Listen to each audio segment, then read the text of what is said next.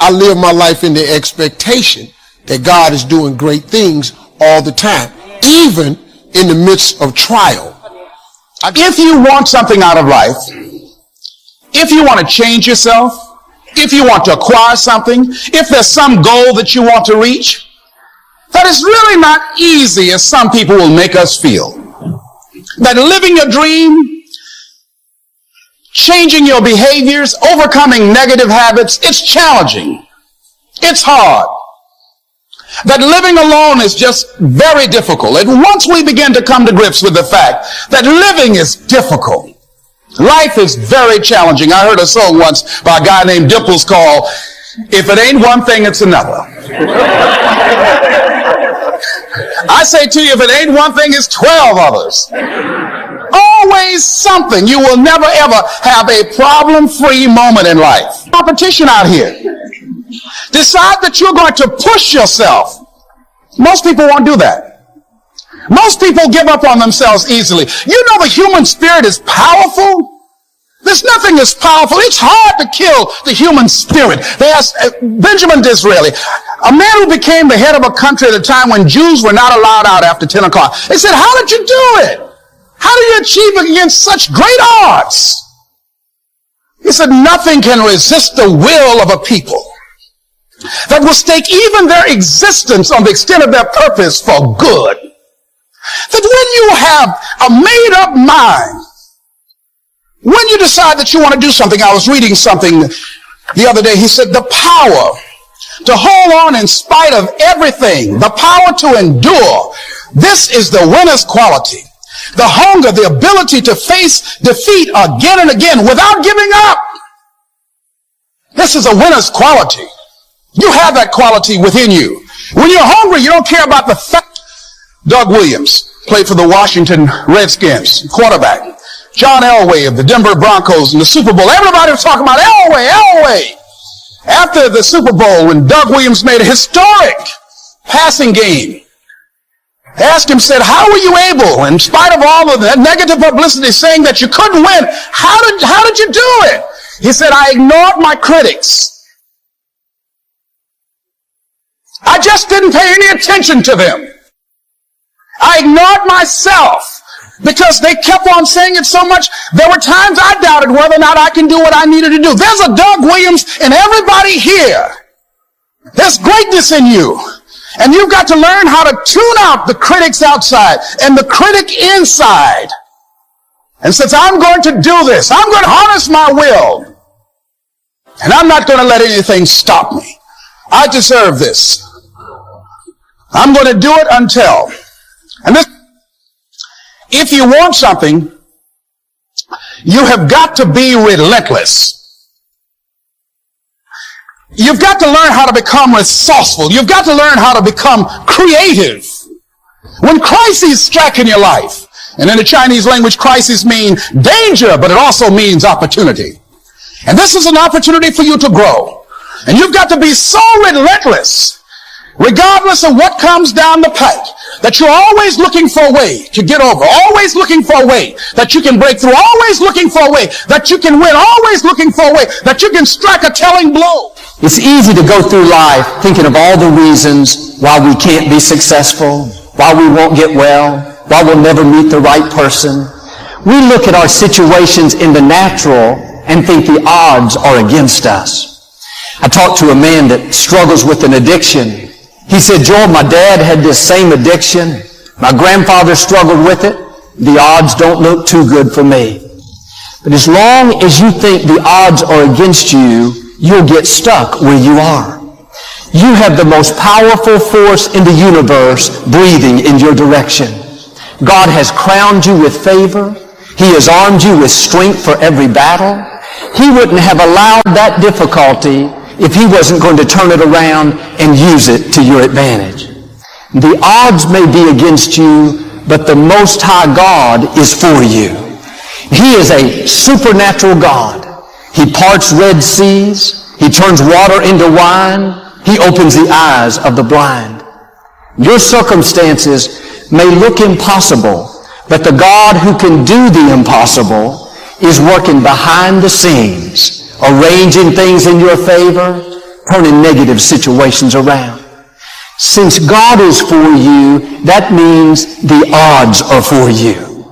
Don't go through life thinking, not me, Joel. I come from the wrong family. The odds are against me. No, turn it around. I've been born into a new family. My Heavenly Father controls the universe. I have royal blood flowing through my veins.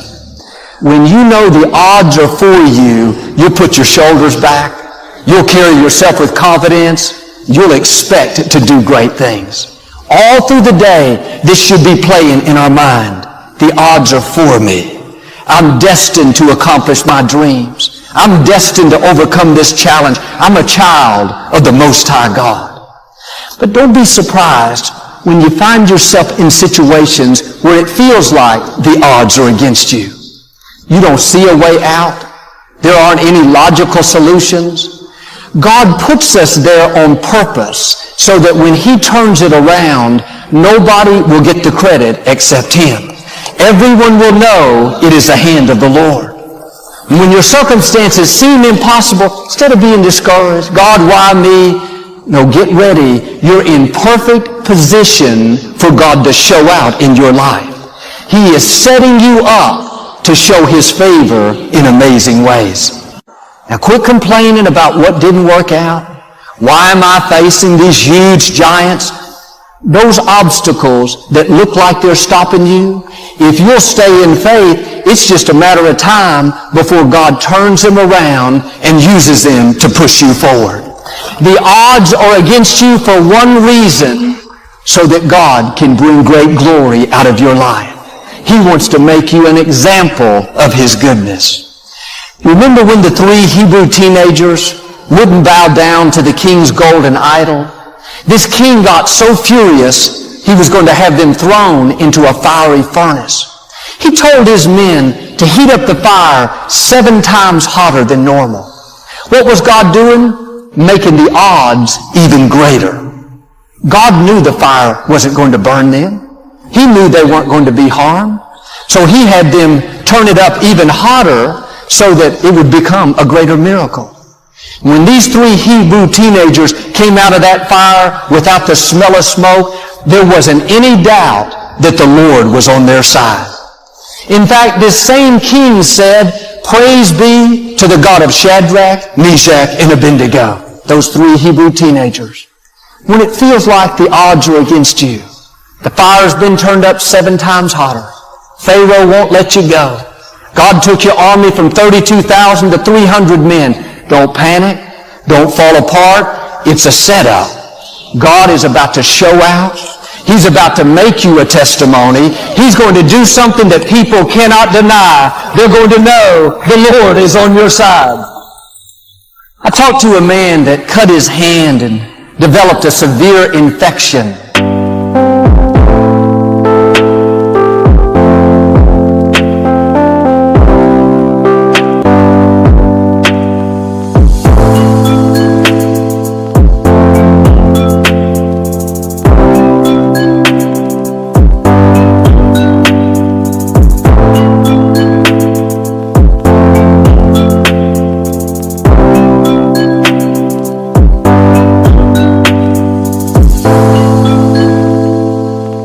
He tried for several days to tough it out and hope that it would go away, but it kept getting worse.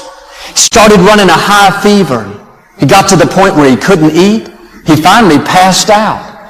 He was rushed to the emergency room unconscious. The doctors told his family that he had some kind of toxic shock. There was only a 50% chance that he would live. They had to find the right kind of antibiotic to treat him. Every hour that went by not treated, his chance of survival went down 5%. They didn't find something in the next few hours. The doctors said that he probably wouldn't make it. And if somehow he did survive, he would become a vegetable. 12 hours went by. They couldn't find the antibiotic. One day, still nothing. 264 hours later, they finally found the right treatment. He wasn't supposed to still be alive. He was told he would never be able to walk, talk, function properly, but today he's perfectly healthy. You would never know anything was wrong. But God could have healed him the first day. The doctors could have found the right treatment the first few hours. That would have still been a great miracle. But sometimes God will let the odds grow greater to where you don't see a way out. Then suddenly God will step in and make things happen that you could never make happen. Don't let the odds fool you. Don't let the fact that you don't see a way, the financial situation looks too far gone. You've tried to break that addiction for years. Now you think it wasn't meant to be. No, get ready. This is a setup. This is not the time to give up. This is the time to stir your faith up. All through the day, Lord, thank you that you're bigger than this sickness, greater than this addiction, more powerful than these opponents. If you'll stay in faith like this man, you're going to become a testimony. People are going to look at you and see that God's favor is on your life. There may be odds against you in certain areas, but they cannot stop you. God has destined you to leave your mark. Don't